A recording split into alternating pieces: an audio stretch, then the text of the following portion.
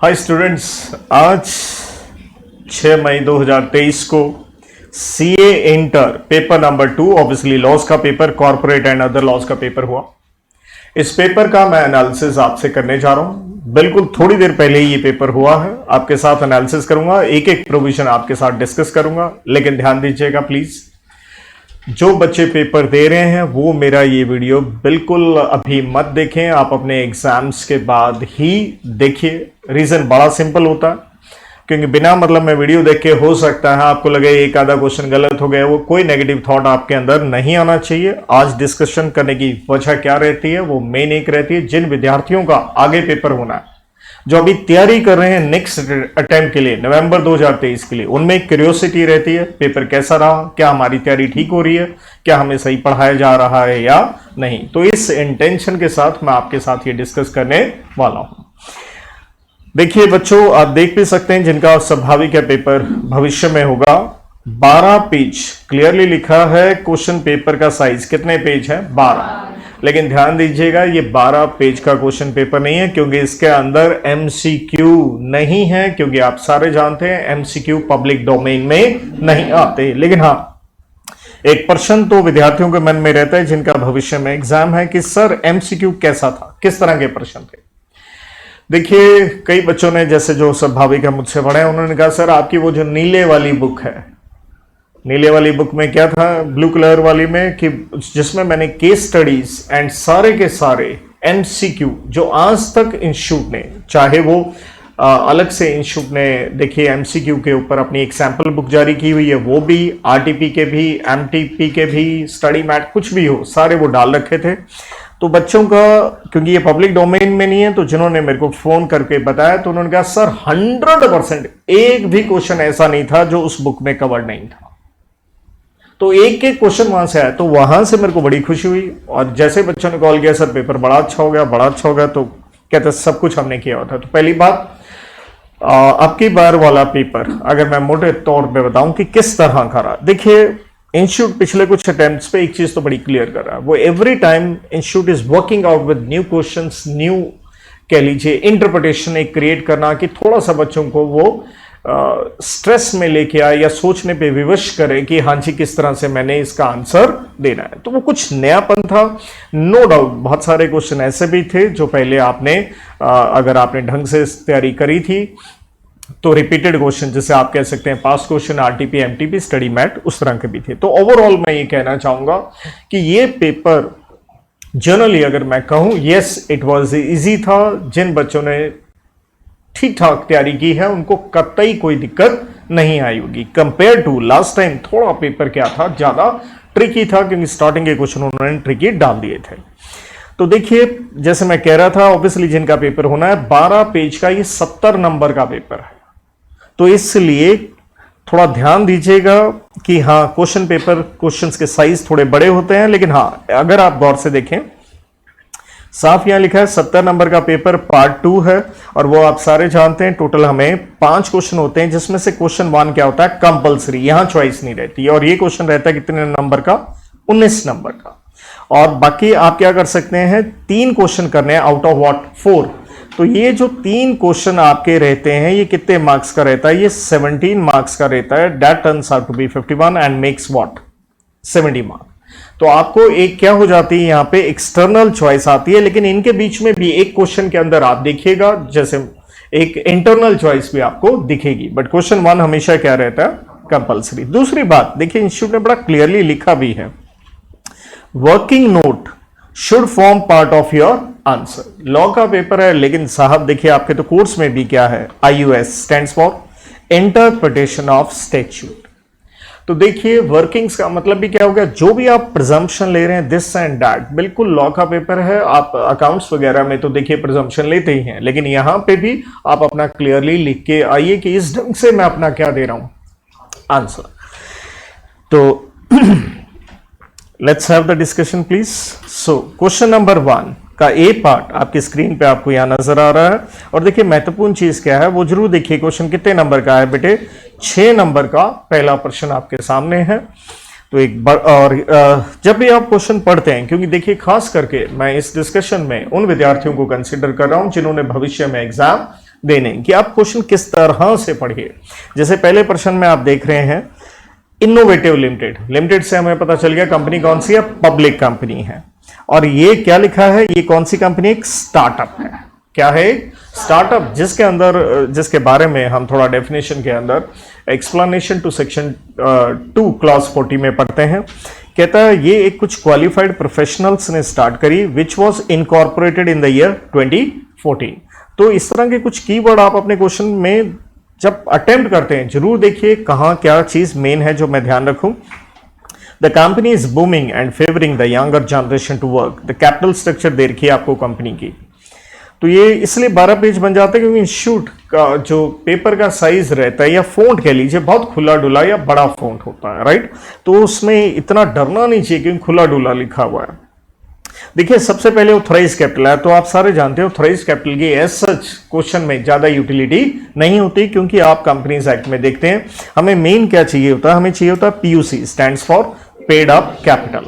तो paid up capital आपको यहां 50 लाख इक्विटी शेयर, 1/10 का ईच है, तो स्वाभाविक अमाउंट कितना हो गया, 5 करोड़ दे रखा है। Share premium, general reserve, PNL वगैरह दिया हुआ है।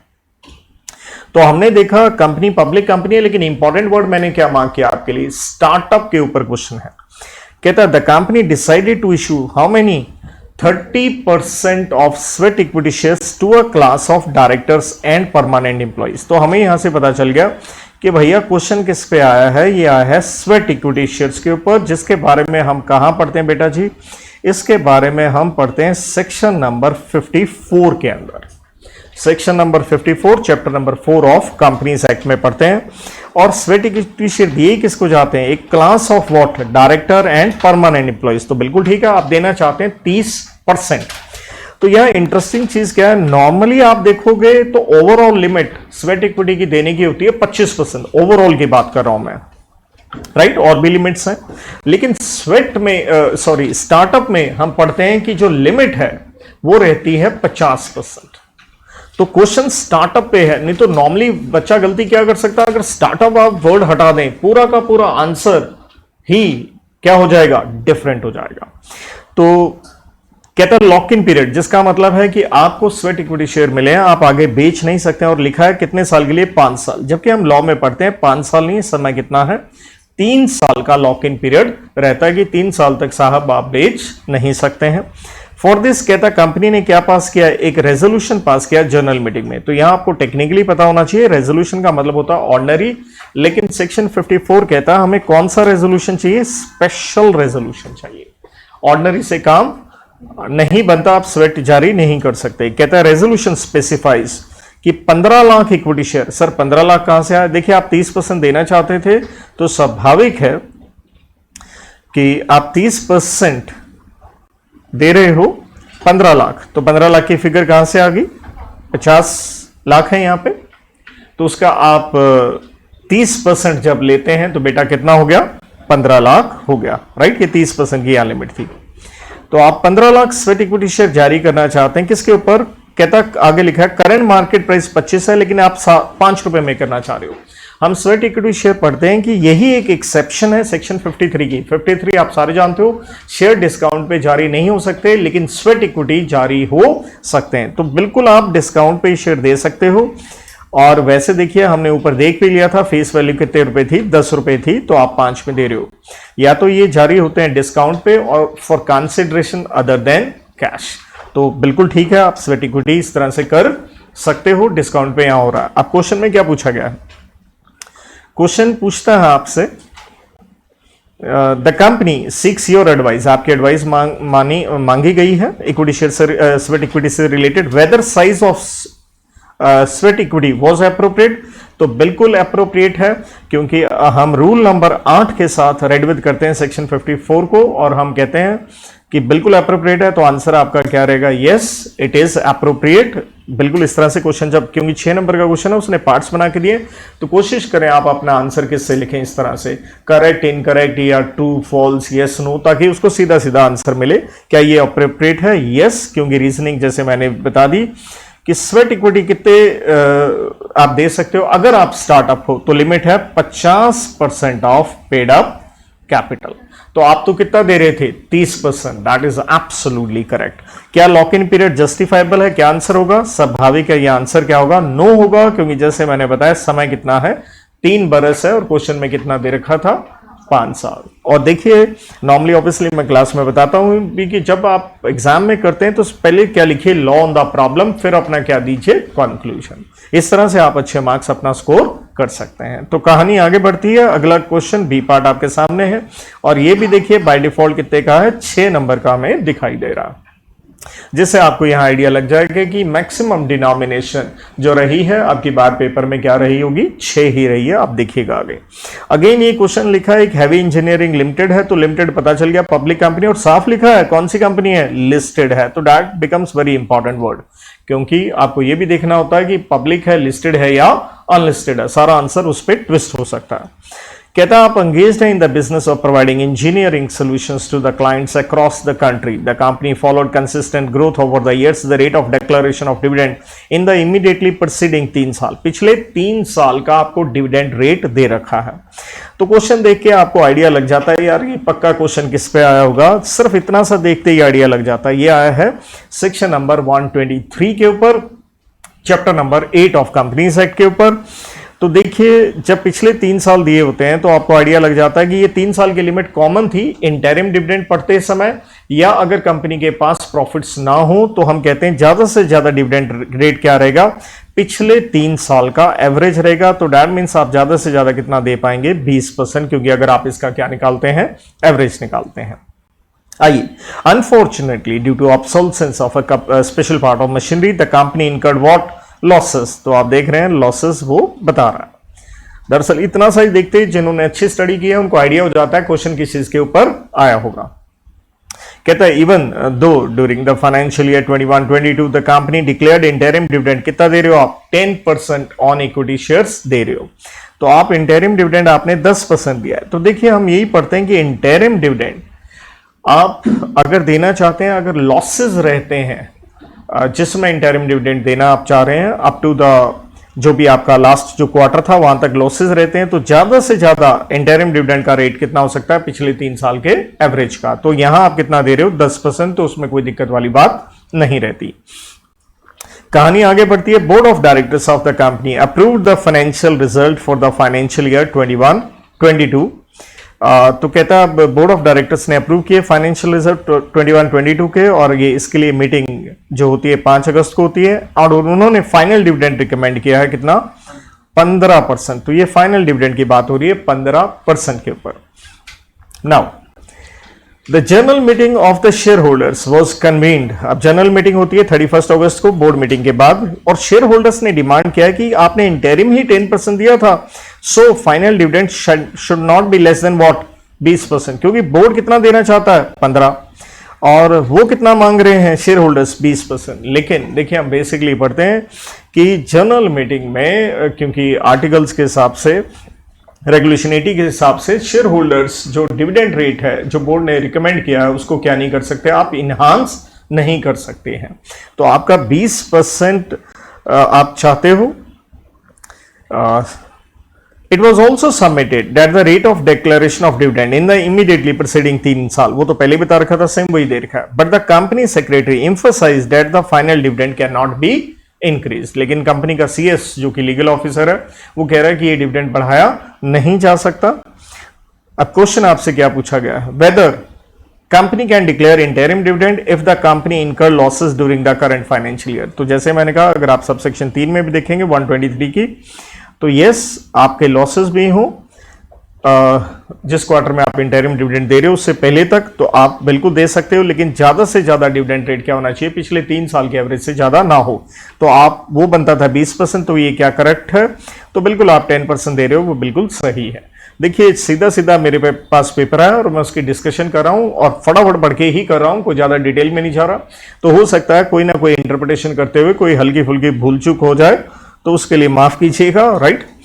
तो क्योंकि सीधा सीधा आपसे डिस्कशन हो रही है एग्जैक्टली पेपर आने के बाद। Do you think the decision of the CS is correct, what should be the correct rate of final dividend.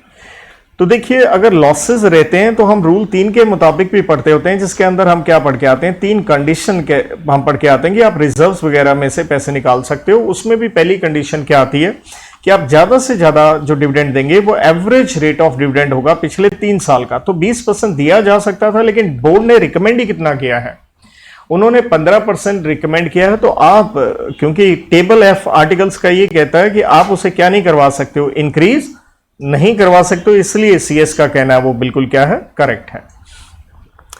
तो इसके बाद सी पार्ट देखिएगा 4 नंबर का है, क्योंकि मार्क्स को जरूर देख के आप अटेम्प्ट कीजिए अपना पेपर, क्योंकि कितना का आपको कंटेंट लिखना है वो मार्क्स के ऊपर डिपेंड करता है। ये प्रश्न है आपका कॉन्ट्रैक्ट एक्ट के ऊपर।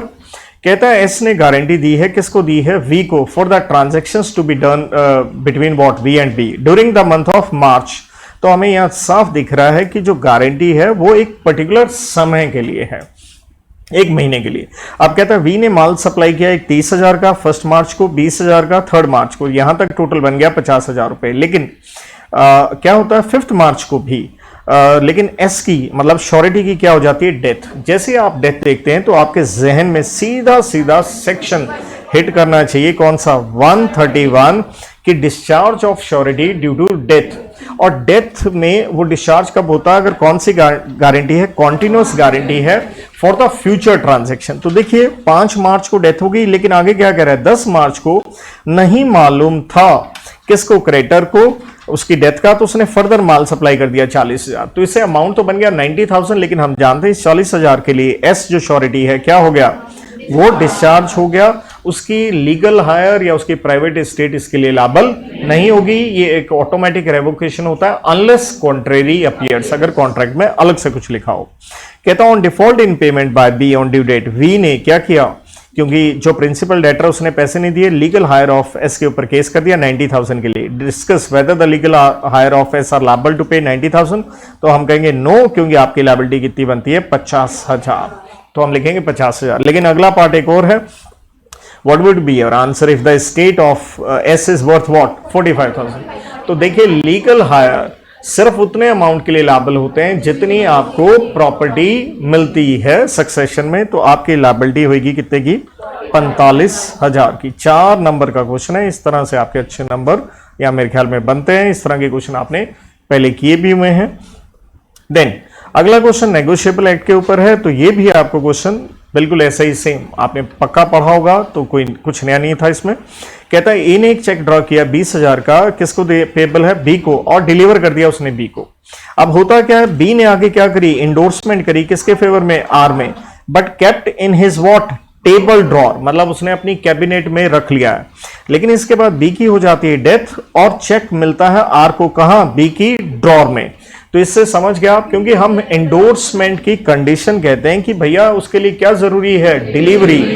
तो आपसे क्या पूछा गया है, क्या आर रिकवर कर, कैन रिकवर द चेक, तो आंसर क्या होना चाहिए, नो। क्यों नहीं होना चाहिए, क्योंकि रेड ये सेक्शन 46 लगा, क्या नहीं हुई, डिलीवरी नहीं हुई। और आप इसे रेड विद अगर करते हैं किसके साथ, सेक्शन नंबर 47 एंड 48। 47 में आप क्या पढ़ते हैं, बेरर इंस्ट्रूमेंट, और 48 में पढ़ते हैं आप ऑर्डर इंस्ट्रूमेंट।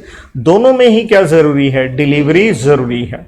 और वैसे भी बेटा जी आप लोग एंडोर्समेंट पढ़ के आते हैं अंडर सेक्शन नंबर 15 के अंदर, और उसमें भी हम ये पढ़ते हैं कि डिलीवरी क्या है, जरूरी है। तो आपसे ही पूछा गया था रिकवर कर पाएगा नहीं, तो बहुत सारा आपके पास कंटेंट है। हाँ, अगर आप मार्क्स देखते हैं तो सिर्फ क्वेश्चन कितने नंबर का था, 3। तो मेन आपका आंसर किस पे रहता है, डिलीवरी के ऊपर रहता है। क्वेश्चन नंबर 2 यहां से स्टार्ट होता है आपका, जो स्वाभाविक है आपके लिए क्या बन जाती है, 4 में से कोई भी 3 क्वेश्चन कीजिए। ये आपकी एक एक्सटर्नल चॉइस है, आपको सेलेक्ट करना होता है। तो उसके लिए आप सारे जानते हैं पेपर से पहले आपको कितना समय एक्स्ट्रा मिलता है, 15 मिनट बनता है। उसी में आपको अपना आइडिया बनाना होता है कि हाँ मैंने कौन सा क्वेश्चन पूरी तरह से क्या करना है, स्किप करना है। क्योंकि आप ये नहीं कि सारे क्वेश्चन कराए, किसी के कुछ पार्ट किसी के कुछ, क्योंकि आपको एक पूरा का पूरा क्वेश्चन क्या करना है, छोड़ना है। तो वो डिसीजन लेने में आपका क्या लगता है, समय लगता है, वो उसी 15 मिनट में लीजिए कि मैं ये मोटा मोटा मेरी रेंज से बाहर जा रहा है, ये मुझे इग्नोर करना है। तो क्वेश्चन आप देख रहे हैं यहां पे, अब आपको ये क्वेश्चन नजर आ रहा है कितने नंबर का, ये क्वेश्चन 4 नंबर का यहां पे हमें नजर आ रहा है। कहता है जर्नल मीटिंग होती है एक प्राइवेट कंपनी की, और ये होनी है कब, 15 अप्रैल 22 को, कितने बजे, 3 बजे। Journal meeting. As per the notice to the members who will be unable to attend the meeting in person can appoint proxy. Proxy देख के सीधा ही आपके जहन में आ गया, क्वेश्चन आया किसके ऊपर, सेक्शन 105 के ऊपर आया है कि जहां मेंबर खुद नहीं आ सकता वो अपना क्या भेज सकता है, वो प्रॉक्सी भेज सकता है। और प्रॉक्सी भेजने के लिए जो समय होता है दैट इज इंपॉर्टेंट वन। वैसे आइडिया, क्योंकि क्वेश्चन इस तरह के आपने किए हुए हैं, अगेन कोई नया क्वेश्चन नहीं है, और ये आपने प्रॉक्सी फॉर्म डिपॉजिट करवाना होता है 48 घंटे पहले किसके, मीटिंग के। तो कहता है मिस्टर एक्स एक मेंबर है, उन्होंने वाई को अपना क्या अपॉइंट किया प्रॉक्सी, और कौन सी डेट को, 10 अप्रैल को। ध्यान दीजिएगा मीटिंग कब है, 15 अप्रैल को। और कहता है ये प्रॉक्सी फॉर्म वाई ने डिपॉजिट करवा दिया था कब, 11 अप्रैल को। तो यहां से आप टाइम पीरियड देख सकते हैं, 4 दिन निकल आता है, और 4 दिन का मतलब है 48 आवर्स समय देखना होता है। तो ये प्रॉक्सी बिल्कुल क्या है, वैलिड है।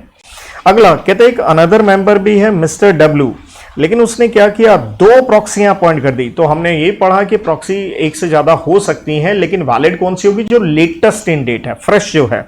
तो उसने 2 अपॉइंट किए, एक एम एंड एन। एम के केस में कहता है प्रॉक्सी जमा करवाई गई है कब, 12 अप्रैल को। तो 12 अप्रैल से यहां तक आप टाइम पीरियड देंगे तो वो भी कंप्लायंस हो रहा है किसका, 48 आवर्स का। तो बिल्कुल एम वाली वैलिड है। लेकिन एक प्रॉक्सी उसने एन के नाम पे भी करी है, वो की है 14 अप्रैल को। तो 14 अप्रैल से अगर आप यहां चेक करेंगे तो यहां पे क्या नहीं हुआ, 48 आवर्स का कंप्लायंस नहीं हुआ। माना फ्रेश या लेटेस्ट जो प्रॉक्सी फॉर्म है वो वैलिड होता है, लेकिन आपने टाइम का क्या नहीं किया, यहां कंप्लायंस नहीं किया, इसलिए एन वाला इनवैलिड है। तो आपसे क्वेश्चन ये पूछा गया है कि बताइए who would be the persons allowed to represent as proxy for X. तो एक्स के लिए कौन हो गया, स्वाभाविक है वाई वैलिड था। और डब्ल्यू के लिए क्या हुआ, एम, चाहे लेटेस्ट कौन है एन, लेकिन उसमें टाइम का कंप्लायंस सेटिस्फाई नहीं होता है। देन नाइस क्वेश्चन, और किसी ने मुझसे पूछा भी था तो मैंने कहा था ये 130 सेक्शन आपकी बार बड़ा इंपॉर्टेंट रहने वाला है, उसके ऊपर क्वेश्चन भी आ गया। कहते हैं एक फ्रॉड रिपोर्ट किया है अथॉरिटी ने, जिसका नाम है SFIO serious fraud investigation agency. कहता है रिपोर्ट किसने किया सफाईओ को, statutory auditors of PQ limited ने करंट फाइनेंशियल ईयर 21-22 में। अ कॉम्पिटेंट अथॉरिटी ने ऑब्जर्व किया है इन्वेस्टिगेशन के कि that there is a need to reopen the accounts of PQ limited for the financial year 15-16। ध्यान दीजिएगा करंट फाइनेंशियल ईयर 21-22 है, हम अकाउंट्स रीओपन कर सकते हैं इससे पहले वाले मैक्सिमम कितने साल, 8 साल तक। तो 15-16 तक आप देखेंगे तो 8 साल के अंदर वो आ जाता है, तो आप रीओपन कर सकते हैं क्योंकि टाइम है। इसलिए उन्होंने एक एप्लीकेशन फाइल कर दी ट्राइब्यूनल के पास कि भैया इसके रीओपन एंड रीकास्ट किए जाएं, examine the validity of application. अब ध्यान दीजिएगा एप्लीकेशन किसने फाइल की है, तो वो है कॉम्पिटेंट अथॉरिटी। तो ये क्वेश्चन किसके ऊपर आ गया, ये आ गया सेक्शन 130 ऑफ कंपनीज एक्ट, जो कि चैप्टर नंबर 9 के अंदर आता है। और वहां हम पढ़ते हैं कि एप्लीकेशन कौन दे सकता है। तो उसके अंदर ऑब्वियसली हम ये सेबी भी पढ़ते हैं, income tax authority, central government, any interested person, या कोई भी अदर सेक्टोरल रेगुलेटर या अथॉरिटी या बॉडी कह लीजिए। तो बिल्कुल आपकी ये एप्लीकेशन क्या है, वैलिडिटी पूछी गई है। तो हम क्या कहेंगे, ऑब्वियसली ये एप्लीकेशन क्या होनी चाहिए, टेनेबल, जिसका मतलब है एक्सेप्ट हो जाएगी। ये एप्लीकेशन क्या है, बिल्कुल ये वैलिड है। तो 130 के ऊपर क्वेश्चन। देयर आफ्टर 3 नंबर का ये क्वेश्चन था, ध्यान दीजिएगा, 3 मार्क्स का। अगला क्वेश्चन भी आप नोटिस करेंगे तो अगेन हमें कितने नंबर का नजर आ रहा है, 3 नंबर का। तो इससे पता चलता है कि पहले क्वेश्चन को छोड़ के बाकी क्वेश्चनों की मार्क्स की डिनोमिनेशन कम हो रही है, तो स्वाभाविक है नंबर ऑफ क्वेश्चन क्या होंगे, बढ़ेंगे। और इसी से पेपर में क्या होता है, एक स्ट्रेस क्रिएट होता है कि यार मैं टाइम पे करूं, इसलिए टाइम मैनेजमेंट, इसलिए लॉ का सब्जेक्ट है। मैं हमेशा कहता हूं बच्चों को अपने क्या बनाइए, नोट्स नहीं बनाएंगे आप टाइम को क्या नहीं कर पाएंगे, मैनेज। कहता है एसएसआर कंपनी, बढ़िया प्रश्न। कहता है ये एक स्टैट्यूटरी ऑडिटर्स हैं, इन्होंने ऑडिट किया है while conducting audit for the year 21-22 कि कुछ मैनिपुलेटिव एंट्रीज की गई हैं books of accounts of ASR limited ने। ऑडिटर्स ने एमडी को कहा कि भैया आपका इंटरनल कंट्रोल सिस्टम क्या नहीं है, रिलायबल नहीं है। Board of directors of ASR limited ने रिक्वेस्ट किया कि भाई साहब आप ही असाइनमेंट ले लीजिए, किस चीज की, designing and implementation of suitable financial information system. तो सेक्शन 144 अब की बार के लिए अगेन, जैसे मैंने तो जरूरी कहा था, बहुत इंपॉर्टेंट अब की बार ये रहने वाला है, और क्वेश्चन उसके ऊपर अब आया भी। तो हम उसके अंदर क्या पढ़ते हैं, एक नेगेटिव सर्विसेज कह लीजिए या लिस्ट पढ़ते हैं प्रोहिबिटेड सर्विसेज की, जो ऑडिटर दे नहीं सकता। जिसके अंदर ही ये एक काम आता है, designing and implementation of financial information system. तो ऑडिटर को ये काम करवाना चाहती कंपनी, तो ऑडिटर ऐसा कर नहीं सकता। पूछा क्या गया है, कंपनी ने उसे 10 लाख की फीस भी ऑफर करी है, बट उन्होंने रिफ्यूज कर दिया है ये असाइनमेंट लेने से। तो नेचुरल है, उन्होंने क्या किया, दे आर एब्सोल्युटली करेक्ट, क्योंकि वो प्रोहिबिटेड लिस्ट के अंदर आ गया 144 में। लेकिन कहता क्या परिणाम होंगे अगर वो एक्सेप्ट कर लेते हैं, तो स्वाभाविक है उन्होंने यहां क्या कर दिया, एक तरह से यहां डिफॉल्ट करेंगे। तो पेनल्टी आप जानते हैं कहां आती है, सेक्शन 147 के अंदर आती है। लेकिन क्वेश्चन 3 नंबर का था। अब 3 नंबर में बच्चा कंफ्यूज होता है, क्या मेरे को पेनल्टी के अमाउंट भी लिखने थे। देखिए 3 नंबर का है, एक तो आप ये लिख दीजिए, दूसरा लिख दीजिए हिल बी लायबल अंडर सेक्शन 147, इतने से काम चल जाएगा। लेकिन फिर भी अगर मैं थोड़ा सा 147 की अगर आपको पेनल्टी बताऊं, तो हम कहते हैं जी 25,000 रुपए मिनिमम लगेगी, और मैक्सिमम के अंदर 2 बातें आती हैं कि भैया मैक्सिमम होगा 50,000 रुपए, या जितनी आपको रेमुनरेशन मिली है उस रेमुनरेशन का 4 टाइम्स, दोनों में से क्या लेंगे, विच एवर इज हायर।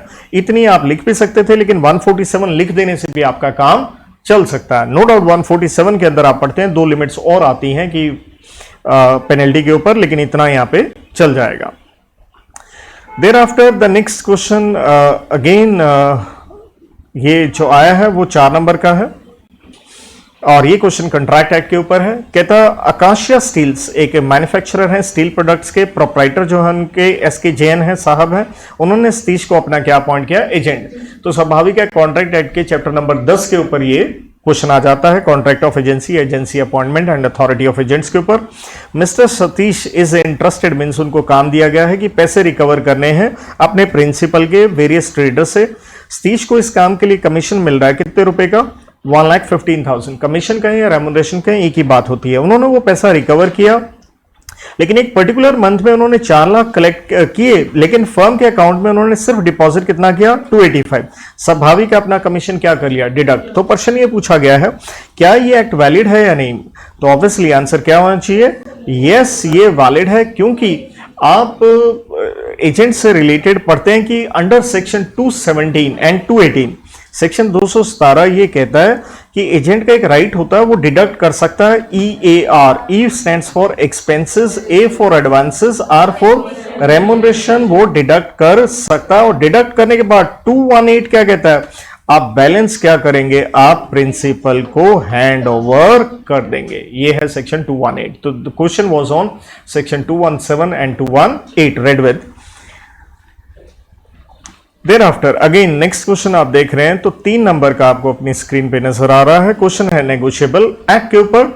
और थोड़ा सा क्वेश्चन आप देखेंगे तो इस तरह का पास्ट में आपने क्वेश्चन नहीं देखा होगा, लेकिन बहुत ही इजीली इसे अटेम्प्ट किया जा सकता है। तो यहां से सीखने वाली चीज क्या निकलती है, हर नए अटेम्प्ट में इंस्टीट्यूट कुछ नयापन तो डालेगा ही। देखिएगा एक्स ने एक चेक जारी किया आर को, क्योंकि 5 लाख रुपए आपने देने थे। ध्यान दीजिएगा चेक कौन सी डेट को दिया, 26 जुलाई को, लेकिन आपने डेट क्या डाल दी उसके ऊपर, चेक जुलाई में दिया लेकिन डेट क्या डाली है, 1 अगस्त। इससे हमें क्या सीखने को मिला, भाई साहब ये दिया गया है पोस्ट डेटेड चेक, डेट आगे की डाली। तो स्वाभाविक है वैलिडिटी पीरियड कहां से स्टार्ट होगा, 3 महीने का, 1/8 से।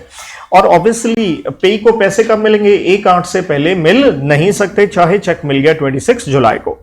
कहता जब उसने चेक जारी किया तब उसके अकाउंट में क्या थे, सफिशिएंट बैलेंस थी, लेकिन 29 अप्रैल को, दैट मीन 29 जुलाई को, 26 को आपने चेक दिया, 3 दिन बाद उसने कुछ टैक्सेस की पेमेंट करनी थी, इसलिए अब उसके अकाउंट में बैलेंस कितना है, 4.5 लाख है। अब चेक कितने का दे रखा है, 5 लाख का, तो इनसफिशिएंट बैलेंस हो गया। तो एक्स ने रिक्वेस्ट किया आर को कि भाई साहब आप ये चेक मत लगाइएगा, प्रेजेंट मत कीजिएगा, लेकिन but he did not accept his request. तो कहने का मतलब है जो मिस्टर आर है उसने चेक लगा दिया, तो इसलिए मिस्टर एक्स ने अपने बैंक को क्या कहा, स्टॉप पेमेंट, जिसे आप काउंटर मैंडेड पेमेंट भी कहते हैं। लेकिन अब क्वेश्चन क्या पूछा गया, whether the said act of mister x constitute an offence, yes ये ऑफेंस है, सेक्शन 138 का है, जिसके अंदर आप पढ़ के आते हैं बेटा 5 कंडीशन, जिसमें से ग्राउंड ऑफ डिसऑनर क्या था, इनसफिशिएंसी। और हमने कहा था इनसफिशिएंसी टू इंक्लूड के अंदर क्या आता है, 3 चीजें आ जाती हैं आपकी, स्टॉप पेमेंट भी आता है, क्लोजर ऑफ अकाउंट भी आता है, और रॉन्ग सिग्नेचर भी आता है। और स्टॉप पेमेंट पे एक केस भी आप कोट कर सकते हैं, मोदी सीमेंट्स लिमिटेड वर्सेस के कुशील कुमार नंदी का एक केस भी है, लेकिन वो ना भी करें कोई जरूरी नहीं था। 3 नंबर का क्या है, प्रश्न है, तो आप कहेंगे कि भाई साहब इनसफिशिएंसी ग्राउंड है, लेकिन उसके अंदर हम वाइडर इंटरप्रिटेशन करके चलते हैं, इसलिए हम उसमें स्टॉप पेमेंट भी इंक्लूड करते हैं और 138 में आप क्या होंगे, लायबल होंगे। अगला प्रश्न आपको कंपनीज एक्ट पे दिखेगा। क्वेश्चन नंबर 3 यहां से स्टार्ट हो जाता है। फिर देखिएगा एक बार फिर से क्वेश्चन कितने का दिख रहा है, 6 नंबर का। कहता है aggregate value of the paid up share capital of ABC security services. अब ध्यान दीजिएगा, पेड अप कैपिटल की बात कर रहा है, लेकिन कंपनी का नाम ये बड़ा इंटरेस्टिंग है। यहां देखिए आप, उसने ना वर्ड लिखा प्राइवेट लिमिटेड, ना वर्ड लिखा लिमिटेड, तो अब आप क्या प्रिज्यूम करोगे, इसलिए वर्किंग नोट। तो क्वेश्चन करते समय आप अपना यहां क्या दीजिए, एक नोट दीजिए कि भैया हम क्या प्रिज्यूम कर रहे हैं।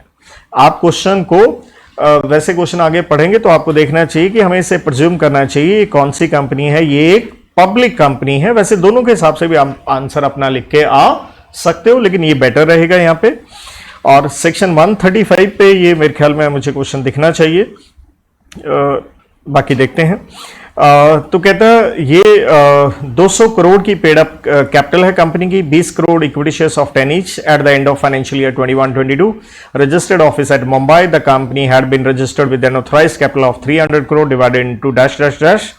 31 मार्च 2022 को आपको बैलेंस शीट के कुछ एक्सट्रैक्ट दे रखे हैं, उसको बाद में देखना चाहिए ऐसे क्वेश्चन में, क्योंकि देख तो लीजिए क्वेश्चन आया किस पे है।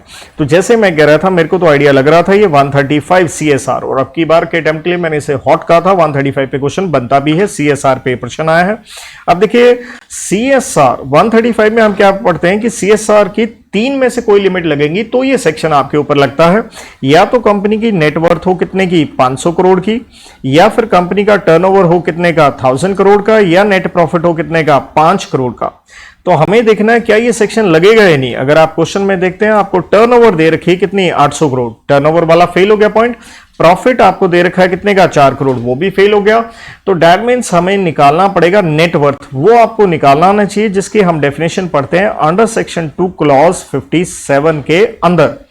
तो नेटवर्थ कैसे निकलेगी, देखिए ऑथराइज्ड कैपिटल को हम कंसीडर नहीं करते हैं, क्रॉस लगाइए, पेड अप कैपिटल लेते हैं, प्लस फ्री रिजर्व लेते हैं, प्लस सिक्योरिटी प्रीमियम लेंगे, प्लस पीएनएल का बैलेंस लेंगे, लेकिन reserve out of revaluation of asset हम कंसीडर नहीं करते, माइनस आप करते हैं मिसलेनियस एक्सपेंडिचर। अगर इसका टोटल करूं मैं यहां पे 530 10 गया, तो ये बन गया आपका 520 करोड़ रुपए। तो हमारे ऊपर लिमिट 500 करोड़ की यहां अप्लाई हो गई, तो हम सीएसआर के अंदर आ गए।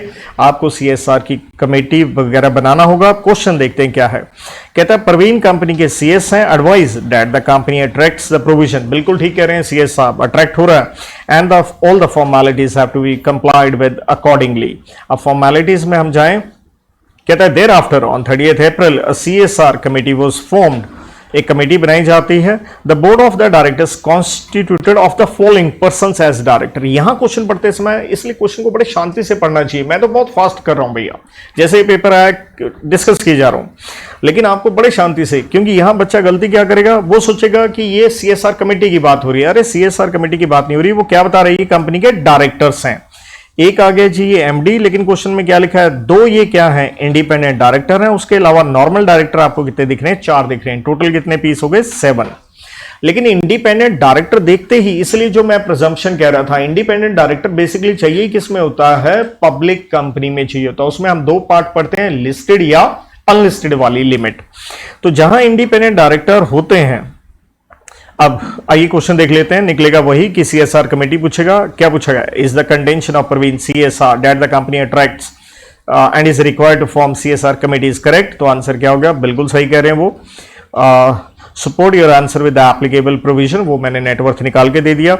दूसरा क्या होता है, इट वाज डिसाइडेड, ये है इंटरेस्टिंग क्वेश्चन, कि मोहन सिंह, अब मोहन सिंह वेंकटेश, मोहन सिंह कहां है, मोहन सिंह एमडी है, वेंकटेश कौन है, नॉर्मल डायरेक्टर है। तीसरा क्या गया, ईशा, ईशा कौन है, नॉर्मल डायरेक्टर है। एंड भावना, भावना कौन है, ये इंटरेस्टिंग है, भावना ही असली आपने यहां पे देखनी है, और भावना यहां पे क्या है, इंडिपेंडेंट डायरेक्टर है। तो कहता है एक तरह से उसने सीएसआर कमेटी में कितने लोग ले लिए, 4 ले लिए, 4 में से एक क्या है, इंडिपेंडेंट डायरेक्टर है। कहता है क्या ये डिसीजन राइट है, तो देखिए हम लॉ यही पढ़ते हैं, सीएसआर कमेटी के अंदर होने चाहिए 3 डायरेक्टर कम से कम and 1 to be what, independent director. तो इसलिए हम कहेंगे एक इंडिपेंडेंट डायरेक्टर भी है, आपने 3 से ज्यादा ले रखे हैं, तो ये बिल्कुल क्या है, ये करेक्ट है, yes it is absolutely fine. तो इसलिए ध्यान देने वाली बात यह थी कि ये 6 नंबर का क्वेश्चन है, इसलिए इतना बड़ा है, सोचना ही पड़ेगा। और आने वाले एग्जाम्स के लिए विद्यार्थियों मैं आपको बता दूं 135 पे 100% आपको अगले अटेम्प्ट्स में भी क्वेश्चन दिखेगा, because there is so much of content in this particular concept.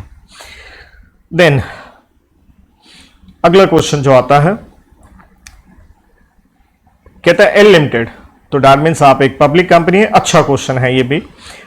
2000 कहता है उसके मेंबर्स हैं, पेड अप कैपिटल 1 करोड़ की है, वो एजीएम करें 21 अगस्त 22 को। ऑन 2 जुलाई ध्यान दीजिएगा 50 मेंबर्स जिनके पास कितने की कैपिटल है, 6 लाख की। तो मार्क करने वाला यहां चीज था 6 लाख की कैपिटल कुछ मेंबर्स के पास है। क्या दिया उन्होंने, एक नोटिस दिया है कि उनकी क्या इंटेंशन है कि एक रेजोल्यूशन पास किया जाए at the AGM for appointing की डावर एंड कंपनी को क्या बनाया जाए, कंपनी के auditor instead of existing auditor, कौन से, एसएनएस कंपनी। तो दैट मींस आप एग्जिस्टिंग ऑडिटर को निकाल के किसी और को अपॉइंट करना चाहते हैं, जो कि आप सारे जानते हैं ऑडिटर का टेन्योर 5 साल का होता है, लेकिन अभी उनका टाइम ही कितना हुआ, 3 साल। तो हमें साफ दिख रहा है कहानी किस पे चल रही है, रिमूवल पे चल के किसी और को अपॉइंट करना चाहते हो। तो यहां क्या लगता है, यहां हम सेक्शन 140 में रिमूवल के ऊपर पढ़ के आते हैं, और एग्जैक्टली कहूं तो सब सेक्शन 4 में ये आपका आता है, क्योंकि सब सेक्शन 4 में हम क्या पढ़ते हैं, स्पेशल नोटिस, कि अगर मेंबर दे रहे हैं तो कंपनी को उनको निकाल के किसी और को रखना होगा। लेकिन यहां पता होना चाहिए स्पेशल नोटिस के लिए हमें कौन से सेक्शन का कंप्लायंस करना होता है, 115 का। तो इसलिए क्वेश्चन बना 140 सब सेक्शन 4 रेड विद 115, और 115 क्या कहता है, नोटिस तभी वैलिड होगा या तो मेंबर्स के पास 1% वोटिंग राइट हो, या 5 लाख रुपए की उनके पास क्या हो, पीयूसी। मैंने पहले आपको यहां हाईलाइट कर दिया था, कितने की लेके बैठे हैं वो, 6 लाख। तो ये नोटिस देना उनकी तरफ से क्या हो गया, वैलिड हो गया।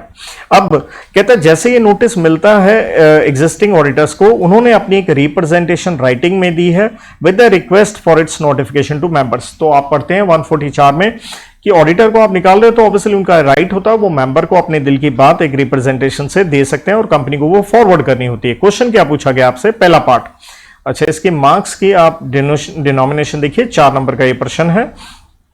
तो पहला है whether the said notice was given by adequate number of members. तो इसलिए आपने देख लिया कि भैया आपको 115 यहां क्या करना था, कोट करना पड़ेगा कि एडिक्वेट है नहीं, and with in the prescribe time limit. तो क्वेश्चन में एक हिस्सा और आ गया।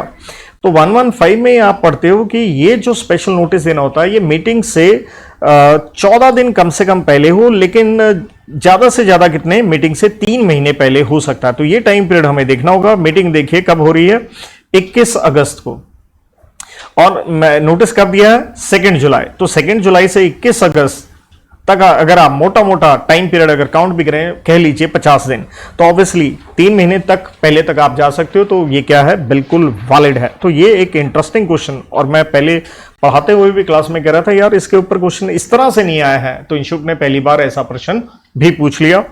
Weather the company is bound to send such representation. तो ऑडिटर जो अपनी रिप्रेजेंटेशन दे रहे थे, क्या कंपनी को भेजनी होती है? हाँ जी, जनरली ऐसा होता है कि आपको भेजनी होती है, लेकिन ऐसा जरूरी नहीं है। तो इसलिए हम क्या कहेंगे, एज सच आप बाउंड नहीं है, लेकिन बाउंड अगर आप नहीं भेजते हो रिप्रेजेंटेशन, तो आपको क्या करनी होती है, इसकी फाइलिंग करनी होती है। जो ऑडिटर ने रिप्रेजेंटेशन दी है, फाइलिंग विद व्हाट, आरओसी के पास एक फाइलिंग करनी होती है। एंड साथ में आप जानते हैं ऑडिटर यहां पे क्या कर सकता है, मे रिक्वायर, मतलब उसको एक फर्दर राइट मिलता है, वो कंपनी को कह सकता है कि ये रिप्रेजेंटेशन क्या की जाए, to be read at meeting, कि उसकी वो रिप्रेजेंटेशन आपने मेंबर्स को इंडिविजुअली नहीं भेजी है, तो कम से कम वो क्या की जाए, पढ़ी जाए, क्योंकि ऑडिटर को निकालना आसान काम नहीं है, उसकी इज्जत बहुत बड़ी बात है। बच्चों अगला क्वेश्चन नंबर 4 का है, नेगोशिएबल एक्ट के ऊपर है, और ये मैं कहूंगा कॉपी पेस्ट, पहले भी क्वेश्चन आया सेम है, कुछ नहीं इंस्टीट्यूट नहीं किया। 4 नंबर का क्वेश्चन है, पूरे 4 मिलेंगे आपको, क्योंकि अलग अलग 4 पॉइंट पूछे गए हैं। क्या पूछा गया है आपसे? पूछा गया है बताइए विद रीजंस क्या हम होल्डर कहेंगे इसको या नहीं। तो सेक्शन 8 में आप होल्डर पढ़ के आते हो, जिसमें 2 कंडीशन आप पढ़ते हो, पोजीशन प्लस एंटाइटलमेंट। कहता आपको एक प्रोमिजरी नोट मिला है drawn by his father by way of gift. Obviously आप होल्डर हो गए क्योंकि कंसिडरेशन जरूरी नहीं होता। दूसरा आपको एक चेक मिला है full settlement of dues from client, but क्या किया he is prohibited by court order from receiving what the amount of the cheque. तो कोर्ट ने आपको पैसे लेने पे रोक लगा रखी है, तो यहां एंटाइटलमेंट नहीं है, तो हम क्या कहेंगे? नो, आप यहां पे होल्डर नहीं है। तीसरा बी जो कि एजेंट है सी का, given interested means given with an instrument without endorsement by C. Endorsement नहीं की है, वो तो नौकर है, उसको रखने के लिए दिया, क्या वो पेई है? ऑब्वियसली वो होल्डर नहीं है क्योंकि उसका एंटाइटलमेंट नहीं है। पी एक बैंक में काम करता है, उसने चुरा लिया है चेक, चुरा लिया तो भैया आपका एंटाइटलमेंट नहीं है, तो आप होल्डर नहीं हो। तो ये 4 नंबर सीधे सीधे मुफ्त के थे। और इंटरप्रिटेशन ऑफ स्टैट्यूट का प्रश्न आपके सामने, प्रेम्बल का आज ही चाहे पेपर था, आज भी एक बच्चे ने मुझे पूछा कि यार ये इंटरप्रिटेशन का सबसे इंपॉर्टेंट क्या रहेगा। तो मैंने पहला इंपॉर्टेंट क्वेश्चन जो कहा था वो मैंने कहा ही किसके ऊपर कि भैया प्रियम्बल पे क्वेश्चन अब की बार आना चाहिए। बाय चांस देखिए भगवान ने उस पर डलवा भी दिया 3 नंबर का। अब क्वेश्चन क्या है, कब प्रियम्बल को हम A2 इंटरप्रिटेशन लेके चलेंगे? स्वाभाविक हम यही पढ़ते हैं कि भैया जब एक्ट के अंदर क्या आती है, कोई एम्बिग्विटी आती है, कोई ऑब्स्क्यूरिटी आती है, तभी आप क्या कीजिए, प्रेम्बल को रेफर कीजिए। और ऑब्वियसली ये क्या है, एक इंटरनल एड है जो कि क्या कंटेन करता है, प्रीफेस, फिलॉसफी, स्कोप, बैकग्राउंड वगैरह। लेकिन हाँ इनकंसिस्टेंसी होगी प्रोविजन एंड प्रेम्बल में, it is the act to prevail, right. तो 3 नंबर का था सीधा सीधा। अगला क्वेश्चन कंपनीज एक्ट पे, ये 5 नंबर का यहां पे हमें प्रश्न नजर आ रहा है। और कहता है एच, अब देखिएगा बढ़िया प्रश्न मैं इसे कहूंगा।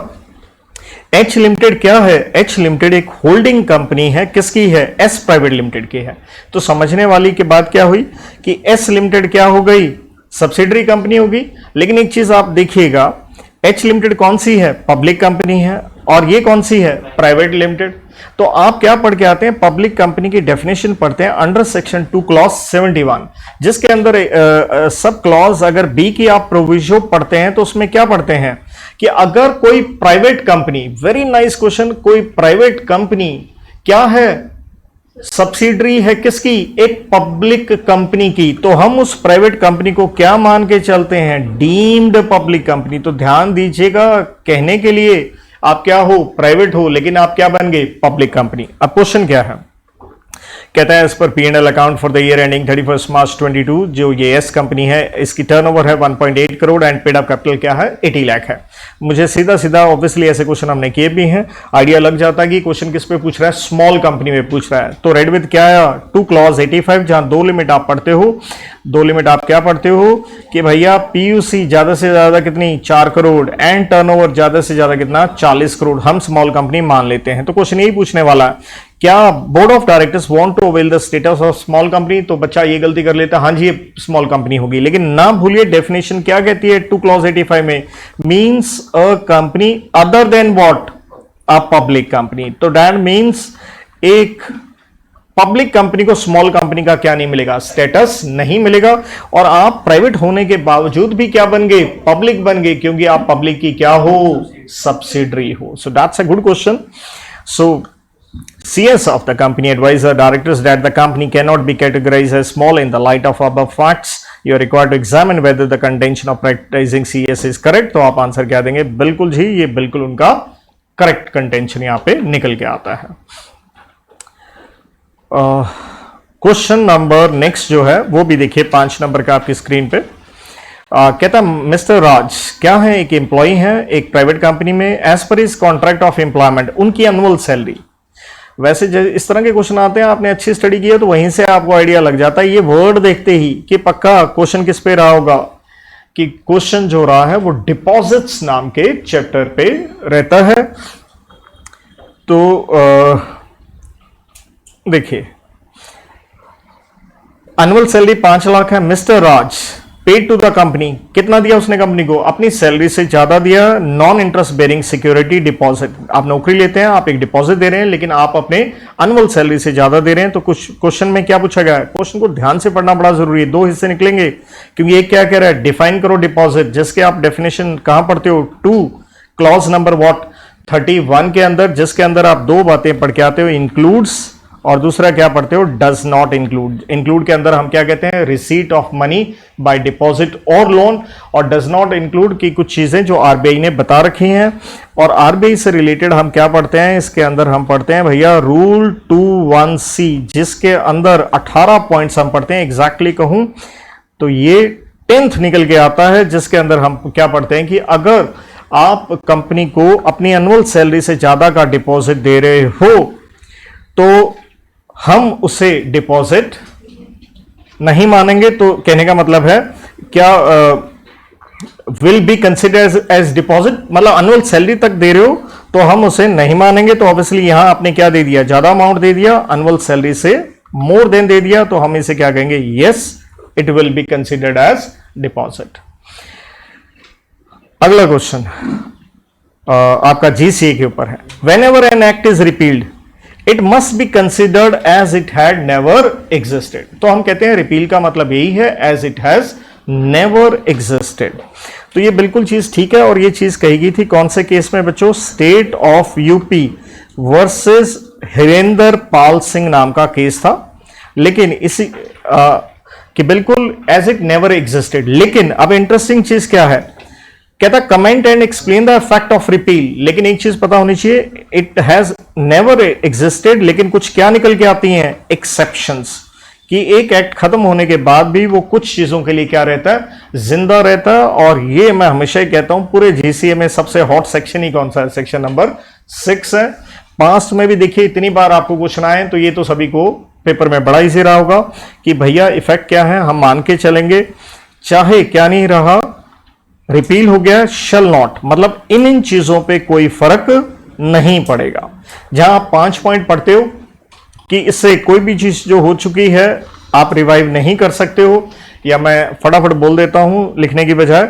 नंबर 2 आता है affect prior management, number 3 claim privilege वगैरह, नंबर 4 कोई पनिशमेंट फोरफीचर पेनल्टी, नंबर 5 कोई इंक्वायरी रेमेडी वगैरह या लायबिलिटी वगैरह। तो 5 यहां पे हम क्या पढ़ के चलते हैं? इसकी एक्सेप्शंस पढ़ के चलते हैं। अब अगला क्वेश्चन देखिए, ये क्वेश्चन आपका इंटरप्रिटेशन पे है और किसके ऊपर है? Secondary rule effect of usage में सेकेंड पार्ट, और उसने लेटेन मैक्सिम पूरा भी नहीं लिखा। क्या लिखा है? कंटेम्परेरिया एक्सपोजिटिव।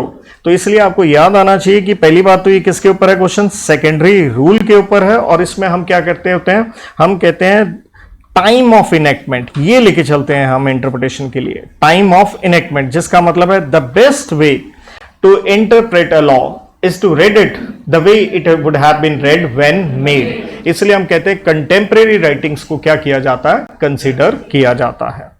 3 नंबर का क्वेश्चन था ये। अगला 5 नंबर का है, कंपनीज एक्ट के ऊपर है। कहता है ये एक फार्मास्यूटिकल लिमिटेड है और ये प्रोवाइड कर रही है quality medicine at affordable cost. The company is now focusing on oncology therapeutics. अब ऑन्कोलॉजी बेटे क्या होता है? ट्यूमर वगैरह, जिसे आप कैंसर कहते हो। तो ऑन्कोलॉजिस्ट एक डॉक्टर है जो कैंसर का क्या होता है? स्पेशलिस्ट होता है। तो कहता आप इस पे अब कॉन्सेंट्रेट करना चाह रहे हो और ग्लोबल लीडर बनना चाहते हो। अब देखिए क्वेश्चन यहां से हमें समझ में आ गया किसके ऊपर आया? प्रोस्पेक्टस के ऊपर आया है। क्यों क्या कह रहा है? प्रोस्पेक्टस इश्यू होता है कंपनी का, जिसके अंदर इंपॉर्टेंट एक्सट्रैक्ट आपने किसके लिखे? एक एक्सपर्ट की रिपोर्ट के ऊपर लिखे। लेकिन रिपोर्ट क्या थी? अनट्रू थी। मिस्टर दिवाकर ने शेयर्स खरीद लिए कंपनी के। उस रिपोर्ट के मुताबिक क्या दिवाकर के पास कोई रेमेडी है? क्योंकि ऑब्वियसली रिपोर्ट क्या निकली? झूठी निकली। और कहता बताइए क्या सर्कमस्टांसेस होंगे जब एक्सपर्ट क्या नहीं होगा? लायबल नहीं होगा। ऑब्वियसली क्लास में भी हम करते हैं इसको, सबसे इंपॉर्टेंट कंसेप्ट लेके चलते हैं कि प्रोस्पेक्टस में कुछ झूठा नहीं होना चाहिए। क्योंकि हम क्या पढ़ के आते हैं? 34 में क्या लगेगी? Criminal liability. और 35 में क्या होगी? Civil liability. राइट। तो बिल्कुल उसके पास रेमेडी है, वो इस कॉन्ट्रैक्ट को अवॉइड कर सकता है। और 2 ये लायबिलिटी से निकल के आती हैं। लेकिन आपसे डिफेंसेस पूछे गए हैं। 34 में हम 3 डिफेंसेस पढ़ते हैं। आईजीटी मतलब अगर वो मटेरियल है या रीजनेबल ग्राउंड टू बिलीव है या at the time of issue कि वो सब कुछ ठीक था। और सिविल लायबिलिटी में हम कहते हैं कि भैया, क्योंकि ये पूछा गया एक्सपर्ट कब लायबल नहीं होगा, अगर एक्सपर्ट ने अपनी रिपोर्ट इंसर्ट करवाई है प्रोस्पेक्टस में, वो तब लायबल नहीं होगा अगर उसने अपनी कंसेंट जो है क्या दी है, विदाउट नॉलेज है उसकी कंसेंट, या उसने अपनी कंसेंट क्या कर ली थी, विड्रॉ कर ली थी, तो इन दैट सिचुएशन वो एक्सपर्ट बच सकता है। अब देखिए अगला क्वेश्चन से पहले ध्यान दीजिएगा वर्ड क्या लिखा है, और, क्योंकि ये पेज खत्म हो रहा था तो बड़ी संभावना बच्चे की क्या निकल के आती है, वो और वर्ड देखना ही भूल जाएगा, राइट। तो और वर्ड को जरूर ध्यान दीजिए। तो यहां क्या दिख रहा है हमें, इंटरनल चॉइस दिख रही है क्वेश्चन के अंदर। तो जैसे मैं तो क्लास में स्टार्टिंग में आपसे डिस्कस करता हूं कि नॉर्मली एक इंटरनल चॉइस आपको जरूर आती है, मतलब दोनों में से कोई एक सेलेक्ट करना होगा। तो अगला क्वेश्चन इजी ही है, आया भी हुआ पहले। कहता है board of directors bonus issue देना चाहते हैं। बोनस इशू के ऊपर कंपनीज एक्ट में चैप्टर 4 में सेक्शन 63 में पढ़ते हैं। एक शेयर देना चाहते हो किसके बदले में, 2 के बदले में। कंपनी की ऑथराइज कैपिटल दे रखी है, लेकिन हमें क्या देखनी है, पेड अप कैपिटल 20 लाख है, तो 1 शेयर फॉर 2 के बदले में आप देना चाहते हैं। तो स्वाभाविक है 10 लाख शेयर हो गए, एक 10 का है, तो अमाउंट कितना चाहिए, 1 करोड़। और बोनस इशू के लिए हम पैसे कहां से निकाल सकते हैं, सोर्सेज हम यही पढ़ते हैं, फ्री रिजर्व, सिक्योरिटी प्रीमियम या CRR, तीनों को टोटल करें तो क्या हो गया, मैच हो गया, परफेक्ट यहां पे जा रहा है। अब क्वेश्चन किस पे है, जब उसने सोर्सेज लिख दिए तो आपसे बोर्ड क्या जानना चाहता है, क्या कंडीशंस होती हैं बोनस इशू जारी करने की। तो हम कंडीशन क्या पढ़ते हैं भैया, आपके कहां लिखा हो, आर्टिकल्स में। क्या पास करना होगा बोर्ड मीटिंग में, बोर्ड रेजोल्यूशन। जनरल मीटिंग में क्या पास करना होगा, ऑर्डिनरी रेजोल्यूशन। शेयर्स कौन से दे सकते हो आप, फुली पेड अप जो हो। देन कंपनी ने क्या ना किया हो, कोई डिफॉल्ट ना किया हो, किसकी पेमेंट में, ये 3 डी से डिपॉजिट, डी से आपका कोई भी जो डिबेंचर वगैरह है, डेट है, या डी से स्टैट्यूटरी ड्यूज ऑफ एम्प्लॉइज जो होते हैं। और ना ही जो बोनस शेयर होना चाहिए not in lieu of dividend, dividend के बदले नहीं होगा बोनस शेयर, वो अलग से रहेगा। सीधा सीधा कंडीशंस आपसे पूछेगी। मेरे ख्याल में इससे आसान कोई क्वेश्चन नहीं हो सकता था। मार्क्स डिनोमिनेशन हमने क्या देखी, 5 नंबर की। तो सेकंड क्वेश्चन मेरे हिसाब से बच्चों ने पेपर में यही अटेम्प्ट किया होगा, एंड आई बिलीव 100% बच्चों ने शायद यही किया होगा। देन अगला क्वेश्चन अगेन 5 नंबर का है, बी पार्ट। कहता है सिटी बेकर्स लिमिटेड ने एक लोन लिया है 1 करोड़ का बैंक से, DNB बैंक से, और लोन ग्रांट करते समय बैंक ने क्या क्रिएट किया है, एक charge on one of its buildings. तो आपने लोन लिया तो बैंक चार्ज तो क्रिएट करेगा, तो चार्जेस के ऊपर ये क्वेश्चन हमें आ गया। तो चार्जेस जैसे हम चैप्टर नंबर 6 के अंदर पढ़ के आते हैं, और कहता है and the charge was duly registered within 20 days from the date of creation. हम सेक्शन 77 में पढ़ते हैं कि टाइम पीरियड कितने दिन होता है, 30 दिन होता है। तो बिल्कुल यहां आपने कंप्लायंस किया। कहता है व्हेन विल्स, बड़ा अच्छा यहां इंस्टीट्यूट ने एक डिफरेंट क्वेश्चन पूछा जो पहले आज से पहले नहीं पूछा था।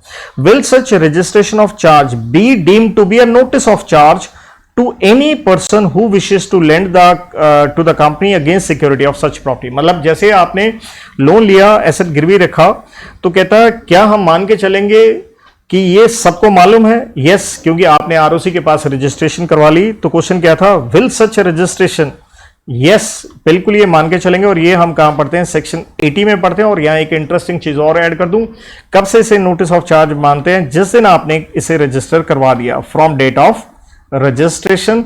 और इसी को हम एक नाम देते हैं डॉक्ट्रीन ऑफ कंस्ट्रक्टिव नोटिस, ये उसके ऊपर है सेक्शन 80। देन क्वेश्चन में और क्या पूछ लिया गया है, also explain the extension of time limit. तो देखिए अब 5 नंबर का क्वेश्चन है, 2 पार्ट हो गए। तो अगर हम ये पढ़ते होते हैं कि अगर चार्ज क्रिएट हुआ है 2/11/2018 के ऑन और आफ्टर, क्योंकि पहले का लॉ का एक्सटेंशन का टाइम पीरियड अलग है, बट इतना ही लिख दीजिए, क्वेश्चन में काम चल सकता था। पहली बात तो 30 दिन होता है एक्सटेंशन के लिए, आपको क्या मिलते हैं, नेक्स्ट 30 दिन और मिलते हैं, उसके बाद भी एक नेक्स्ट 60 मिलते हैं, तो टोटल कितने हो सकते हैं, 120। लेकिन अगले 30 दिन का एक्सटेंशन लेना है, आरओसी देगा, आपको देनी पड़ती है यहां पे एडिशनल फीस, और अगले 60 के लिए आपको देनी पड़ती है एड वोलरम फीस। तो ये भी एक क्वेश्चन में जाने वाली बात थी, सर वो दोनों तरह के टाइम पीरियड लिखने हैं, पहले वाले या नहीं, तो भैया दूसरा लिख लीजिए। 5 नंबर का क्वेश्चन है, 2 पार्ट हैं, क्योंकि सेक्शन 80 रेड विद किसके ऊपर है, 77 के ऊपर है। नेक्स्ट क्वेश्चन बेटा कॉन्ट्रैक्ट एक्ट के ऊपर, it is the owner of the goods और any person authorised by him in that behalf who can pledge the goods. तो हम यही पढ़ते हैं, प्लेज कौन कर सकता है, इट इज द ऑनर, लेकिन हम एक्सेप्शंस पढ़ते हैं। ऑब्वियसली बेलमेंट एंड प्लेज कहां पढ़ते हैं? Chapter number 9 of the contract act from section 148 से लेके 181 तक, और प्लेज आप बेसिकली पढ़ते हो 172 से 179 के अंदर। तो अब पूछा क्या? But in order to facilitate mercantile transaction the law has recognised certain exceptions. तो पता चल गया नॉन ऑनर वैलिड प्लेज कर सकता है, उसके ऊपर पूछा है। डायरेक्ट क्वेश्चन पूछा है, do you think bona fide pledge can be made by non owner? Yes, बिल्कुल कर सकता है। और क्या पूछे आपसे? सर्कमस्टांसेस।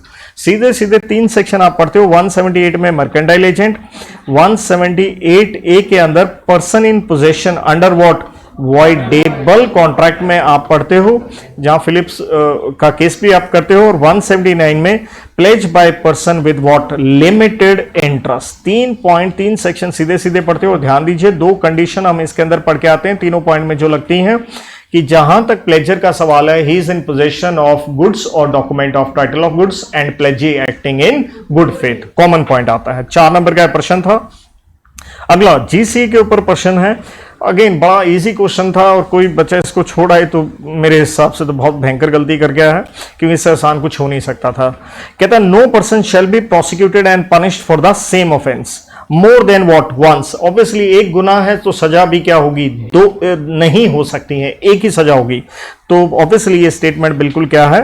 करेक्ट है। और देखिए ये क्वेश्चन ऐसा था जहां इंस्टीट्यूट ने खुद ही क्या कोट कर दिया, सेक्शन भी लिख के दे दिया, इससे ज्यादा आसान वो क्या करके देंगे। तो ये करेक्ट है, क्योंकि आपको पनिशमेंट मिलेगी कहां? ईदर ऑफ इनेक्टमेंट, मतलब एक किसी भी एक लॉ में आप पनिशमेंट उसको दिलवा सकते हैं। लेकिन ध्यान दीजिए, हाउएवर जो केस चलेगा इसे हम कहते हैं trial. However trial may be under what? 2 enactments. Case किसके अंदर चल सकता है? 2 या 2 से ज्यादा इनेक्टमेंट में केस चल सकता है, लेकिन सजा एक इनेक्टमेंट की ही होगी। इवन हमारे देश का संविधान आर्टिकल कौन सा? 20 ऑफ कॉन्स्टिट्यूशन में भी यही है। और एक केस भी इसके अंदर ऑब्वियसली दे रखा है, state of Madhya Pradesh versus VR Agnihotri. तो बेटा जैसे ही क्वेश्चन आया था ये मैंने आपके साथ डिस्कस कर दिया। मेरी तरफ से कोई एक आधा कुछ प्लस माइनस इंटरप्रिटेशन इशू रह भी गया हो, कोई गलती हो गई हो, तो उसके लिए माफी। तो आई होप सो इससे आपको यूटिलिटी कुछ मिलेगी जिनके आगे एग्जाम है। Thank you.